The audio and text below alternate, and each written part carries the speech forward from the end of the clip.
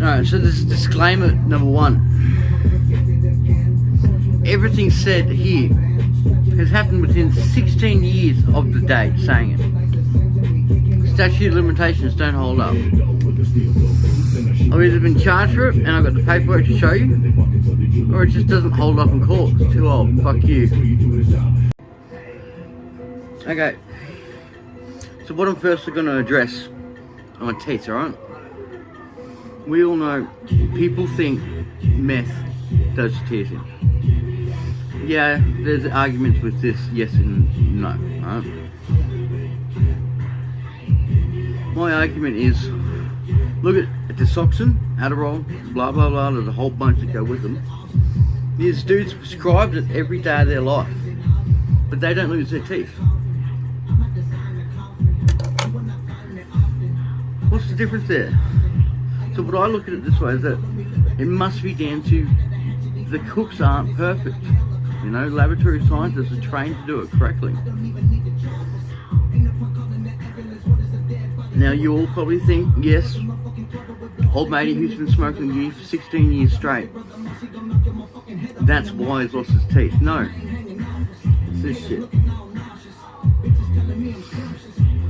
One day about 8 months ago, I fucking went up the steps to go to sleep, alright? I live on a two-story house.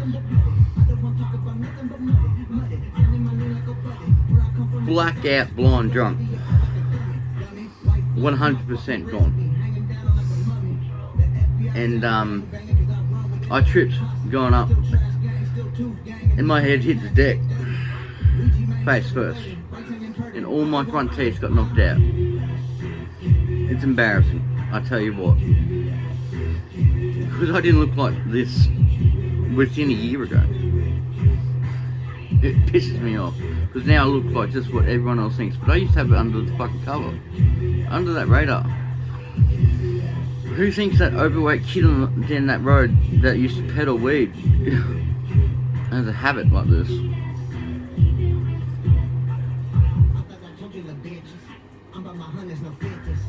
Now starting at year 12. No, I never even did it. I mean years 12 to 20. Hang on, that'll be another bit.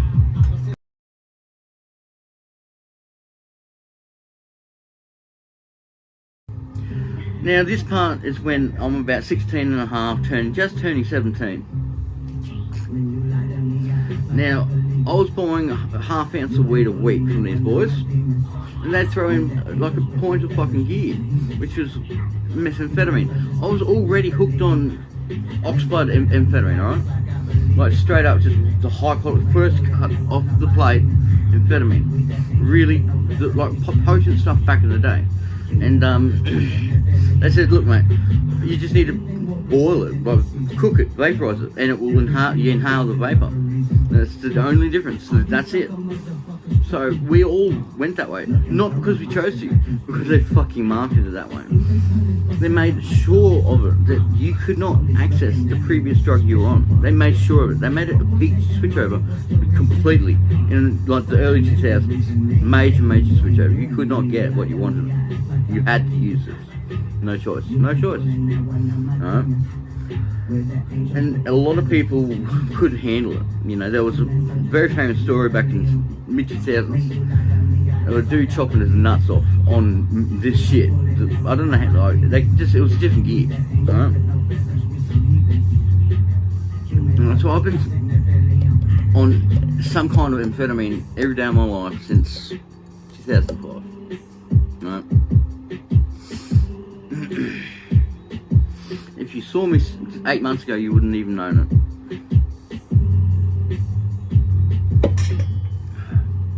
Now, I was making good money out of this fucking pill dealing. It was great. In that time, I got raided. I was literally not even 17 years old, and this dude, he was like my dude that I'd go to for him to do the dealing.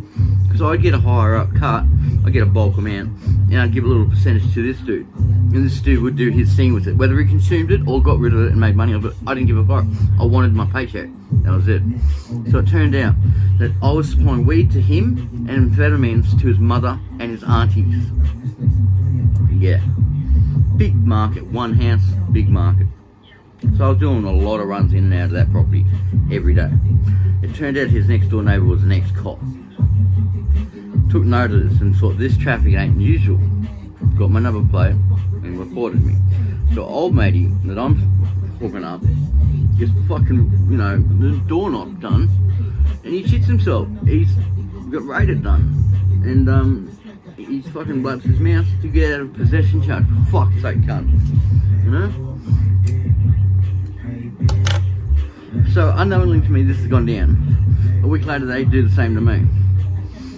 Warrant says, I'm here to investigate methamphetamine distribution and other chemicals. Dumb fucks don't do enough background checks, do they? I clean house daily. It's gone. You will not find what I had the day before here the next day. It was just taught to me that way. So they found 7 grams of weed, 2 bongs and a hookah. Not that kind of hookah, but a hookah, or whatever it is. You smoke tobacco to it, blah blah blah. But they defined it as a device that you could smoke an illicit product out of, so they claimed it theirs. Another charge. 3 implemented smoking devices and 7 grams of marijuana. Big fucking deal. So I'm 16 and a half, 17. They do this to me. They've shown every single fucking way they got me to me. Taught it all to me in one action. Now, little to their knowing, which is I've skated underneath the radar this whole period of time about my pills. I don't know why, I just stayed quiet, no one gave a fuck. But now they actually know that all I do is sell weed. That's what they think. To me, that's the biggest green light I've ever been given. It's said to me, now I can do what the fuck I want. Because those fuckers only think I'm peddling marijuana. Yeah. So I went home, got lit, went hard. You know? I understood that I can now do things without them thinking that this dude is doing hard A grade. And anyway, in my bag of weed every week from these boys down the coast, that they now defined I was part of a syndicate, drug syndicate, alright? That's why they raided me. That's so I was a member of a drug syndicate, and they get background information by doing so. I don't talk. I go, this is the number of my lawyer, give it my lawyer to me, and I'll sit in my 72 hours you're allowed to hold me. Alright? That's it. Know your law. First thing. Understand basic law. In this world, we live in 2.2 grams of amphetamine will get you a traffic charge. Anything underneath that is called possession. So, fuck with it the way you know. Next part.